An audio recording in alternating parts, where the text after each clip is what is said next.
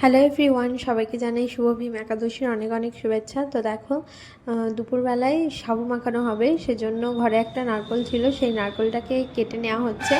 তো বাবা এখানে নারকেল ভাঙছে, ভালো করে ছাড়িয়ে নিয়েছে ফার্স্টে। আর এখন নারকেলটাকে ভেঙে জল বার করে নেওয়া হচ্ছে। এখানে নারকেলের জলটা আমি একটা গ্লাসের মধ্যে নিয়ে নিয়েছি খাবো বলে। তো তোমাদের দাদাভাইকে দিতে গেলাম, ও তো খেলো না, বলছে যে খালি পেটে খাবে না, যেহেতু একাদশী করে রয়েছে।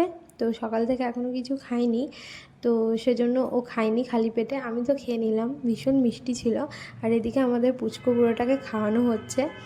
আর এখানে এখন নারকেলটাকে নিয়ে চলে এসেছি ঠাকুর ঘরে, এখন নারকেলটা কোড়াবো। আর মা হচ্ছে সাবু মাখাবে, কেননা মা সাবুটা খুব ভালো মাখে, সেজন্যই মাকে বলেছি যে সাবুটা মাখতে। আর তোমাদের দাদাভাইও চলে এসেছে দোকান থেকে, ওকে খেতে দিতে হবে। আর সেজন্যই তাড়াতাড়ি নারকেলটা কুড়িয়ে দিচ্ছি। আর মা এখানে সাবু মাখবে বলে চিনি নিয়ে এসছে নিচে থেকে।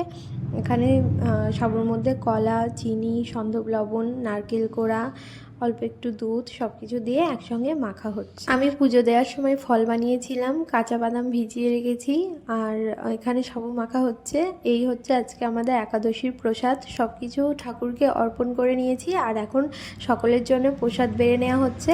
তোমাদের দাদাভাই দোকানে চলে যাবে, সেজন্য ওর খাবারটা আগেই দিয়ে দিলাম। তারপরে আমি, মা, আমার যা, সবাই একসঙ্গে খেতে বসবো।